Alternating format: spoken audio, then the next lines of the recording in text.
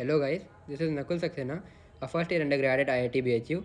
I welcome you all to the first video on my YouTube channel. In this video, I am gonna share my journey from a JEE aspirant to an IITian. So let's start the video. तो यार class 8 से ही मेरा सपना था कि मैं IIT में पढूं। हालांकि जेई की कोचिंग मैंने क्लास 10 से स्टार्ट की। मुझे कोचिंग का 10th में बहुत खास फ़ायदा नहीं हुआ क्योंकि 10th में वो NTSC फोकस ही पढ़ा रहे थे और मेरा भी फोकस उस समय बोर्ड एग्ज़ाम पर ज़्यादा था क्योंकि पहली बार बोर्ड एग्ज़ाम्स हो रहे थे तो एक हाइप बनी होती है कि बोर्ड एग्ज़ाम्स में अच्छे मार्क्स लाने हैं। तो मैंने भी उस समय जेई का कंटेंट बिल्कुल छोड़ दिया था और मैं केवल बोर्ड एग्ज़ाम्स के हिसाब से ही पढ़ रहा था। हालांकि मेरे बोर्ड एग्ज़ाम में तो अच्छे मार्क्स आ गए, लेकिन मुझे बाद में ऐसा फील हुआ कि अगर मैं उस समय जेई का पढ़ लेता तो शायद मेरी जेई रैंक थोड़ी और बेटर हो सकती थी। और वैसे भी अगर जेई में अच्छी रैंक आ जाए तो बोर्ड एग्ज़ाम्स का कोई वैल्यू रहता नहीं है। तो मेरे हिसाब से मेरी वो एक गलती थी कि मैंने 10th में बोर्ड पर फोकस ज़्यादा किया और जेई का कंटेंट बिल्कुल नहीं पढ़ा। हालांकि क्लास 10th ऐसे ही ख़त्म हो गई, लेकिन फिर 11th से मैंने डिसाइड कर लिया था कि अब फुल फ्लेज जेई की प्रिपरेशन करनी है अगले 2 साल। तो अप्रैल में हमारी 11th की क्लासेस स्टार्ट हुई और मैंने भी कोचिंग में जो जो पढ़ा रहे थे उसको ब्लाइंडली फॉलो करना शुरू कर दिया और जिस पेज पे पढ़ा रहे थे मैं उनके साथ उसी पेज पे पढ़ रहा था, सारे होमवर्क टाइम पे कर रहा था और सब कुछ। अच्छा। लेकिन 11 में क्योंकि हमें पता नहीं होता, वैसे भी कोर्स एकदम से बढ़ जाता है तो बच्चों को पता नहीं होता कि कितने पेज पे पढ़ना है, कब तक कितना सिलेबस हो जाना चाहिए और क्या क्या पढ़ना है, किस लेवल का कंटेंट आता है जेई एडवांस में। तो मैंने भी अपने क्योंकि कोचिंग बहुत फेमस थी, जेई की काफ़ी रिनाउंड कोचिंग है, तो मैंने सोचा कि टीचर्स जो भी पढ़ा रहे हैं सही ही पढ़ा रहे होंगे और टीचर्स पे ब्लाइंडली मैंने ट्रस्ट किया और हमारा पूरा 11th एंड पर आने लगा। बट हमारे बहुत से मतलब तीनों ही सब्जेक्ट्स में सिलेबस 50% के अराउंड ही हुआ था। और इसका जब भी हमने कोचिंग से इसके बारे में बात की तो उन्होंने ये कहा कि ऑनलाइन की वजह से सारा इशू है, अगर ऑफलाइन होता तो सब रिजॉल्व हो जाता और अब वो 12th में कवर करा देंगे। हालांकि 11th इस तरह से मेरी काफ़ी हद तक वेस्ट हो चुकी थी। और एक बात और थी कि 11th में हमारे फिज़िक्स के टीचर तो अच्छे मिले थे, लेकिन केमिस्ट्री और मैथ, केमिस्ट्री में फिजिकल केमिस्ट्री तो अच्छी थी पर उसके बाद क्योंकि सिलेबस बहुत पीछे था तो ऑर्गेनिक उन्होंने बहुत तेज़ी से पढ़ाई और हमारे बिल्कुल समझ में, किसी पूरे बैच में 1-2 लोगों को समझ में आई बस, बाकी किसी को नहीं समझ में आई और सबका ही ऑर्गेनिक वीक हो चुका था। और मैथ्स के टीचर वहाँ पे 3-4 बार बदले कोचिंग में और इस वजह से मैथ्स में भी मुझे बहुत प्रॉब्लम आ रही थी। और फाइनली जो 12th में टीचर आए वो तो मतलब एकदम ही बोर्ड लेवल पढ़ाते थे और मतलब उसके बाद मैंने जेई एडवांस के क्वेश्चंस किए उन टॉपिक से, तो मुझे लगा कि पता नहीं ये क्या ही चल रहा है और हम लोग कुछ और ही पढ़ रहे थे और क्वेश्चंस अलग ही लेवल के आ रहे थे। तो मुझे जब 12th स्टार्ट हुई तो बहुत सी प्रॉब्लम्स आने लगी। तो लगभग मई का महीना चल रहा था 2021 में। तो मैथ्स में हमारे क्लास में एप्लीकेशन ऑफ डेरिवेटिव्स चल रहा था, तो मैं भी उससे पढ़ रहा था। लेकिन जब मैंने जेई एडवांस के क्वेश्चंस देखे तो बहुत से क्वेश्चंस मेरे से नहीं हुए और वो जो टीचर थे वो हमें ऐसे पढ़ाते थे कि देखना बोर्ड में ये स्टेप्स दिखाने होंगे। तो जेई के एग्ज़ाम में तो कोई स्टेप्स शो करने नहीं होते, तो आपको ट्रिक्स आनी चाहिए किस तरीके से उसको सॉल्व करना है जल्दी से जल्दी।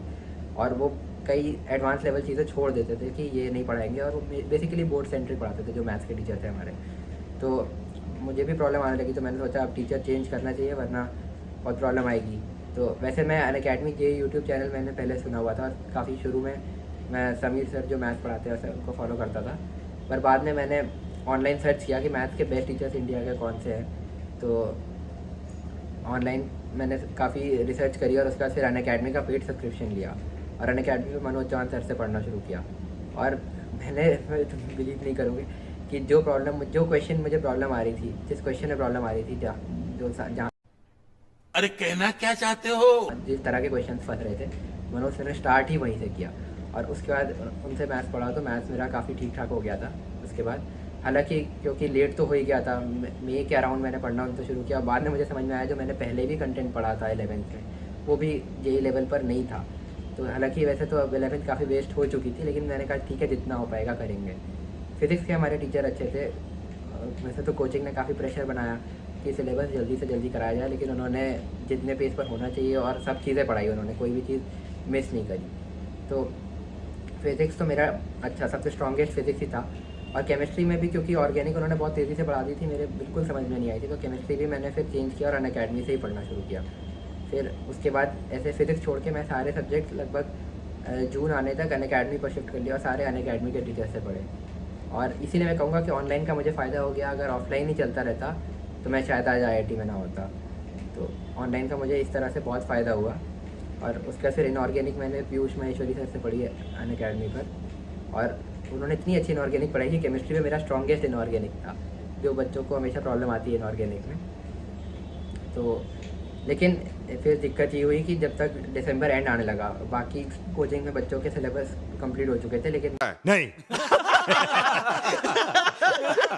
मेरा काफ़ी सिलेबस बचा था क्योंकि मैंने बीच में से चेंज किया था, शिफ्ट किया था। और जो है फिर जनवरी में पहले से ये बात चल रही थी कि जनवरी में जेईई मेन हो जाएगा, लेकिन वो पोस्टपोन होते होते फिर फाइनली अप्रैल की एक डेट आई थी। लेकिन CBSE के एग्ज़ाम की वजह से वो फाइनली पोस्टपोन होके जून में हो गया, जिससे हमें बहुत फ़ायदा हुआ। अगर वो पोस्टपोन ना होता तो बहुत दिक्कत आती। तो अब जब ये पोस्टपोन हो गया तो मैंने डिसाइड किया कि जो बचा हुआ ऑर्गेनिक जो पुराने टीचर से पढ़ा था, जिसमें प्रॉब्लम आ रही थी, वो भी दोबारा से पढ़ लेते हैं। और अनअकैडमी पे फिर सचिन राणा सर से मैंने पूरा ऑर्गेनिक पढ़ा। हालांकि जल्दी में पढ़ा था मैथमेटिक्स, मुझे भी ये लगता है कि मैंने लास्ट में एक मिस्टेक की, मैं एक आध चैप्टर छोड़ देता, लेकिन सारा कवर करने की वजह से मैंने मतलब बहुत ज़्यादा स्पेस पे पढ़ा और प्रैक्टिस थोड़ी कम रह गई मैथ में, इसलिए थोड़ा सा दिक्कत आई। एक मेरा बैड लक भी था कि मैथ्स में मेरे सबसे वीक टॉपिक्स थे वेक्टर 3D, प्रोबेबिलिटी, मैट्रिसेस। और तुम देख सकते हो 2022 का एडवांस का पेपर उठा के कि 50 to 60% पेपर इन्हीं टॉपिक से बना है। तो ऐसे ही टाइम बीतता गया और जून का महीना आ गया। लगभग जेईई मेन के एग्ज़ाम से 20 डेज़ पहले मेरा सिलेबस कंप्लीट हो गया था। और लास्ट मंथ में मैंने केवल पिछले साल मतलब 2021 के PYQs किए पेपर वाइज, क्योंकि मैंने वो पहले छोड़ रखे थे। फिर मतलब एक पेपर, एक सुबह एक शाम, इस तरीके से किसी दिन दो पेपर किए, किसी दिन एक किया।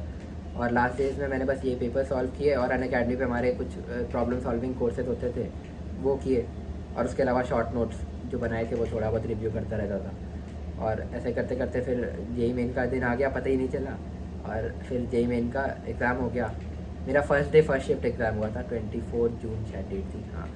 तो first day first shift exam था और पहली बार ऐसा हुआ था कि हिस्ट्री में मतलब कट ऑफ इतनी लो गई। मेरे कुछ 191 मार्क्स आए थे, तो उस पर सब यही कह रहे थे कि 99 परसेंटाइल से तो नीचे ही बनेगी। मैंने जितने वीडियोस देखे सब पे, इसीलिए मैं कह रहा हूँ कि मतलब किसी की भी वैसे तो ठीक है, सब पिछले साल से अंदाज़ा लेते हैं, बट ये जेईई में कुछ भी हो सकता है। तो बिल्कुल भी उससे अंदाज़े नहीं लगाने चाहिए कि इस मार्क्स पे इतनी ही कट ऑफ होगी या इस मार्क्स पे इतनी ही परसेंटाइल आएगी। तो हमारे केस में तो बहुत ज़्यादा, और अभी तो एडवांस में तुम लोगों ने देखा होगा एकदम से ही बहुत लो कट ऑफ आई थी इस बार। तो फाइनली मेरे 191 मार्क्स से 99.3 परसेंटाइल बनी और जेईई मेन में अच्छा हो गया था। तो घर में तो सब खुश ही थे कि जेईई मेन में अच्छा हो गया है, मतलब NITs में अच्छी कोई ना कोई अच्छे NIT में सीट मिली जाएगी। लेकिन मेरा शुरू से एम IIT के लिए था, तो मैं उतना मतलब ठीक है खुश था कि जेईई मेन में भी अच्छी आ गई, बट मुझे ये पता था कि मुझे इस रैंक से कॉलेज नहीं लेना है। अगर एडवांस में कहीं कोई प्रॉब्लम आती तो मैं ड्रॉप ही लेता, बट ठीक है। फिर जेईई मेन ख़त्म हो गया और फिर आगे फिर एडवांस के लिए पढ़ने के लिए मेरे पास 2 महीने थे। सेकेंड अटैम्प्ट पे जेईई मेन के मैंने उतना फोकस नहीं किया, क्योंकि मुझे पता था कि एक डिसेंट रैंक तो आई चुकी है जेईई मेन में फर्स्ट अटैम्प्ट में, और मुझे IIT ही जाना है। तो एडवांस्ड फोकस मैंने फिर जेईई मेन के टॉपिक्स पढ़ना ही छोड़ दिया। लास्ट में मैंने केमिस्ट्री के, जैसे तुम देखोगे, बायोमॉलिक्यूल्स, पॉलीमर्स, ये सब छोड़ दिया क्योंकि ये एडवांस में नहीं आता। फिर जेईई मेन होने के बाद वैसे एक बात मैं कहूँगा कि इनको जेईई मेन का रिजल्ट पहले नहीं देना चाहिए, बस ये बता देना चाहिए कि कौन क्वालिफाइड है और कौन क्वालिफाइड नहीं है। क्योंकि कुछ लोग जिनका बेटर हो जाता है वो फिर बाद में थोड़ा सा ये हो जाता है कि मतलब मेरा भी ऐसा हो गया था कि जेईई मेन में 99.3 परसेंटाइल थी, तो मैंने भी थोड़ा सा लूजली ले लिया लास्ट में, जिसकी वजह से मेरी शायद एडवांस में रैंक थोड़ी सी मतलब जितनी आनी चाहिए थी उससे कम आई मेरे हिसाब से। लेकिन अगर शायद मुझे जेईई मेन का रिजल्ट ना पता चलता तो वो रैंक और बेटर होती, पर कोई नहीं, मेरी गलती थी। मतलब कि मैंने बहुत ज़्यादा, क्योंकि ज़्यादा खुश हो जाता है ना जब शुरू में अगर रैंक अच्छी आ जाए तो लगता है कि हाँ इसमें भी आ ही जाएगी, लेकिन ऐसा होता नहीं है। आपको लास्ट में एडवांस बिल्कुल अलग चीज़ है और उसके हिसाब से पढ़ना होता है, और लास्ट में बिल्कुल मतलब लास्ट तक छोड़ना नहीं होता है। मैं बीच में कुछ दिन ऐसे ही हो गया था कि मतलब सो जा रहे हैं दोपहर में, और बीच में मैंने काफ़ी टाइम वेस्ट किया था जो नहीं करना चाहिए, जो मेरी एक गलती थी मेरे हिसाब से। तो मैं इस पर एक सेपरेट वीडियो बनाऊंगा जिसमें मैं बताऊंगा कि लास्ट डे से मैंने क्या गलतियाँ की थी और क्या नहीं करनी चाहिए और कैसे प्रिपेयर करना चाहिए। वो एडवांस के टाइम पे ही बनाऊंगा लास्ट डेज में, लेकिन हाँ फिर ये सब मेरी गलतियाँ थी इसमें, तो वो भी मैं बताऊंगा आप लोगों को। तो ऐसे करते करते फिर एडवांस का एग्ज़ाम भी हो गया।